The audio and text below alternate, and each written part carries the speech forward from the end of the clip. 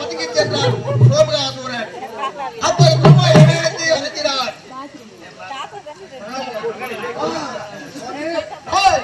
ஆதியில் அழைத்த அவதாரம் என்ன அவதாரம் தெரியுமா? மற்ற அவதாரம். எதற்காக? பிரம்மாவிடம் இருந்த 4 வேதத்தை கவர்ந்து ஆவி என்று சொல்லக்கூடிய சமயத்திலே பதுங்கி சென்றார் சோமகாசூரன். அப்ப என்ன செய்து சேர் கண்ணே காந்தார் வெடித்து கடலுக்குள் குவிந்து சோமகாசூரனை கொன்று குவிந்து பிரம்மாவிடம் 4 வேதத்தை சேர்த்து அவனை காத்திருக்கிட்டு நான் அடுத்து 2வது அவதாரம் மூர்மை அவதாரம். எதற்காக? தேவர்களும் அசுரர்களும் கூடி மகமிரிய மலையை வத்தாகவும் வாசி என்று சொல்லக்கூடிய பாம்பை அணை கைதாக பார்க்கடலை பாடமாக கொண்டு கடலை அமர்ந்து கிடந்தார்கள்.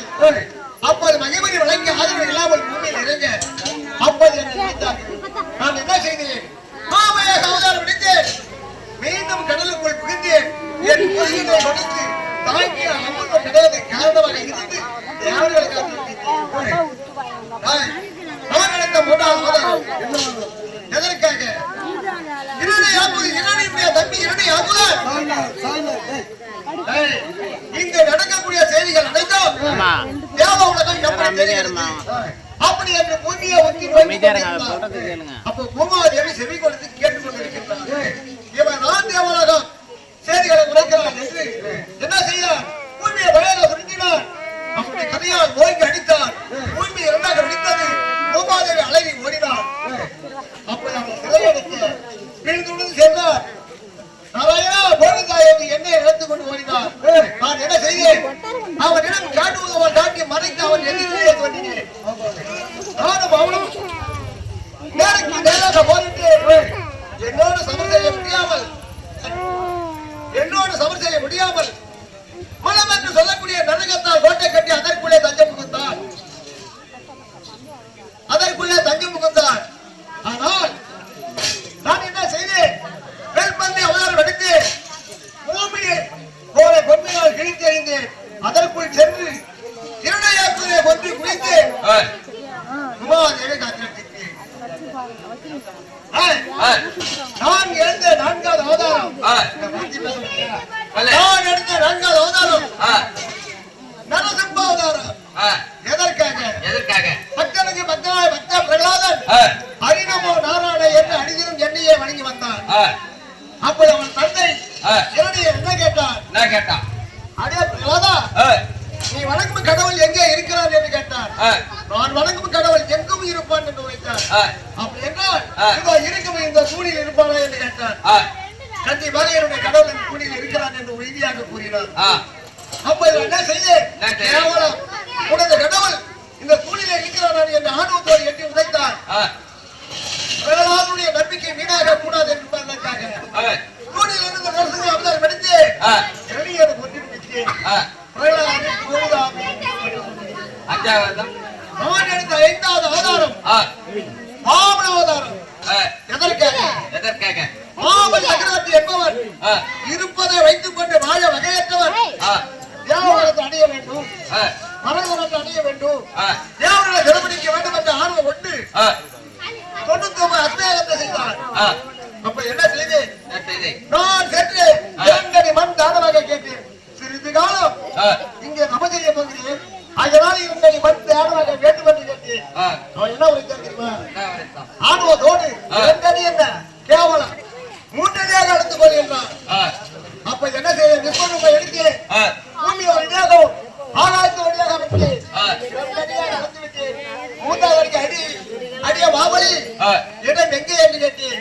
ஓடினான் ஒதுகார தூரம். சுவாமி, உன்னுடைய மகிமை அறியாமல் நான் உரைத்து விட்டேன். என் சிரமதான் இருக்கிறது என்று உரைத்தான். அவன் சிரசை மீது காலை வைத்து அன்பசுந்தர பாதாரோகம் சேர்த்து நான் எடுத்த 6வது அவதாரம். என்ன தெரியுமா? எமது கிடைக்கும் ரேணுகா தேவிக்கும் 4வது பிள்ளையாக பிறந்து பரசுராமன் என்று 4வது பிள்ளையாக பிறந்து வளர்ந்து வாழ்ந்து வர காலத்தில் என் தாய் என்ன செய்வான் தெரியுமா? கற்பனையுடைய மகிமையினால் ஜலம் கொண்டு வந்து என் தந்தைக்கு பாதபூஜை செய்வது வழக்கம். அப்படி செய்து கொண்டு வரும் தருணத்தில் ஒரு நாள் இருக்கக்கூடிய அரசரா அவருடைய கையிலே எங்கேயே பார்த்துட்டாங்க என்றால் மூலோகத்தில் இப்படி அழகு படைத்தவன் இருக்கிறானா என்று நினைத்தார்.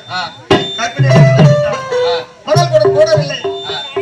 தவித்து இருப்பதை என் தந்தை அறிந்தார், ஞானத்தார் அறிந்தார். அடைய பரசுரமா கணவன் இருக்க மாற்றாண்மை ஆசை வைத்தால் என்ன செய்ய வேண்டும் என்று கேட்டார். அவர் சிறந்த பணிய வேண்டும் என்று உரைத்து அப்படி என்றால் உன் தாய் கடற்கரை ஓரத்திலே கற்பிலே தவறி நிற்கின்றார், அவள் சிறந்தை பொழுது வர வேண்டும் என்று உரைத்தார். என் தந்தை சொல் மிக்க மந்திரமில்லை என்று நான் தந்தை கூடிய வார்த்தை செய்ததால் அன்றைய முதல் இன்று வரை வீர பரசுரம் என்று ஏழாவது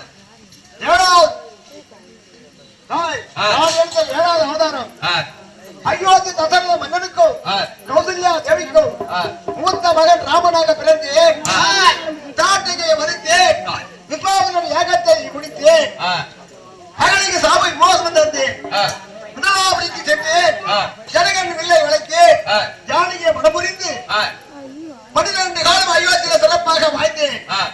என் சிற்றன்னை கைகையுடைய வார்த்தையை கேட்டு 14 ஆண்டு காண்டகத்தை கடந்தேன், மாலிய வளைந்தேன், சுக்கிரமணிக்கு பட்டம் சுட்டினேன், ஆஞ்சநாதனை பெற்றெடுத்த ஆஞ்சநேயரை என்னுடைய பக்தராக ஏற்றுக்கொண்டேன். 14,000 விசுவம் புரிந்திய தென்னிலங்கை ராவணன் கும்பகர்ணன் இருவரை வளைத்து பட்டம் சுட்டினேன். நான் எடுத்த 8வது அவதாரம் பலராம அவதாரம். எதற்காக? நந்த ராமனுக்கும் கபலை அம்மனுக்கும் மூத்த மகனாக பலராமனாக பிறந்து யாதவ மக்கள் எல்லாம் பசியாக வாடிக்கொண்டிருந்தார்கள். யாதவ மக்களுக்கெல்லாம் கலப்பு ஆயுதத்தோடு பிறந்த அவருடைய குறைகளை நீக்கி உணவளித்து நான் எடுத்த 9வது அவதாரம் கிருஷ்ணாவதாரம். எதற்காக? பசி தேவனுக்கும் தேவிக்கு அம்மனுக்கும் 8வது மகனாக பிறந்து 1000 பாடியிலே வளர்ந்து அம்மா தாய் மாமனை கொன்று ருக்மணன் பெற்றெடுத்த ருக்மணியை மனப்புரிந்தேன். 11 அக்கோடு சேடியை கொண்ட கௌரவ கோட்டிஞ்சியை ஒழித்தேன். என்னையே நம்பியிருந்த பாஞ்சாலையே காத்திருந்தேன். 10வது அவதாரம் கல்கி அவதாரம். எப்படி தெரியுமா? ஏழை உள்ள மக்கள் எல்லாம் மாடு வைத்துக் கொண்டிருந்தார்கள். ஆண் பிள்ளைக்கு சேலையை கட்டி மாடு வைத்துக் கொண்டு விளையாட்டாக தமாசையை விளையாடி கொண்டிருந்தார்கள். அந்த வழியே கொண்டாட ரிஷி என்பார் ஒருவர் வந்தார். அவரை பார்த்து முனிவரே இந்த பெண்ணுக்கு ஆண் பிள்ளை பிறக்கமா பெண் பிள்ளை பிறக்கமா என்று கேட்டார்கள். அப்போது அந்த ரிஷி கோபம் இருந்து ஆணுக்கு ஆணுமில்லை பெண்ணுக்கு பெண்ணுமில்லை யாதவ குலத்தை அழிப்பதற்காக இருப்பு உலக பிறக்கும் என்று உரைத்தார். ஓடி வந்து என்னிடத்தில் உரைத்தார். நான் என்ன கூறினேன்? அப்படி இரும்பு உலக பிறந்தால் அறம் கொண்டு ராவி விடுங்கள் என்று உரைத்தேன். அவ்வாறு செய்தார்கள். சென்ற இடமெல்லாம் கோரையாக முடித்து விட்டது. அதன் பிறகு என்ன செய்தார்கள்? வருடத்துக்கு ஒரு முறை எனக்காக பொங்கல் வைத்து பூஜை செய்வார்கள். அப்படி பொங்கல் வைக்கின்ற காலத்தில் அந்த கோரையை ஒடித்து ஒருவரோடு தட்டி விளையாடி கொண்டிருந்தார்கள். அனைவரும் இறந்தார்கள். அனைவரும் இறந்து விட்டார்கள். ஒருவர் மட்டும் தப்பித்து ஓடி வந்து வைகுந்தத்தில் நடந்ததை கூறினார். நான் புரிந்து கொண்டேன். என்னவென்று? கலியுகம் பிறந்து விட்டது. இனி வைகுந்தத்தில் நமக்கு வேலை இல்லை என்று புறப்பட்டு விட்டேன். மறு வழியில் வேடுவன் குடிசை ஒன்று இருந்தது.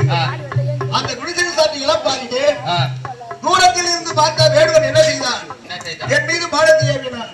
ஓடி வந்து பார்த்து, சுவாமி அறியாம செய்து விட்டேன் என்று மன்னிக்க வேண்டும் என்று கேட்டார். நான் என்ன கூறினேன்? வேடுவனே, மின் பிறவையில் தினதா யுகத்தில் நான் ராமனாக பிறந்தேன், நீயோ வாலியாக பிறந்தாய். மரமாக நின்று உன்னை பாடவிட்டேன். அதே போன்று ஒரு நாள் எனக்கு அளிக்க வாய்ப்பு அளிக்கும் என்று நீ கேட்டாய்.